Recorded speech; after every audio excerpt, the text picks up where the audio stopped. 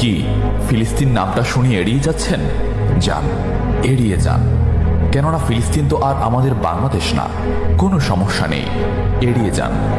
কিন্তু একটা কথা মনে রাখবেন, সেই কাল কিয়ামতের দিন যখন আল্লাহ আপনাকে প্রশ্ন করবে, তখন কি করবেন?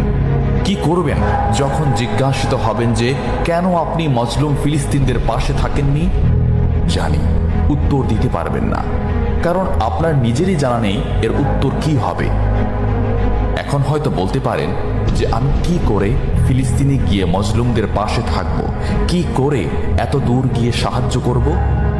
হ্যাঁ, এইরকম প্রশ্ন যদি আপনার মনে উদয় হয়ে থাকে, তাহলে অবশ্যই আপনার মনে অলসতা আর বজ্রে ভরা।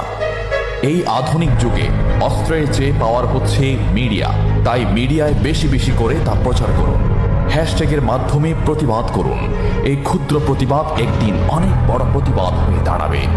বিজয় একদিন ইসলামেরই হবে ইনশাআল্লাহ। এটা আমার কথা নয়, এটা এই মহাবিশ্বের প্রভুর কথা। একটা কথা মনে রাখবেন, ক্ষুদ্র ক্ষুদ্র বালিকণা, বিন্দু বিন্দু জল গড়ে তুলে পাহাড় পর্বত, সাগর অতল।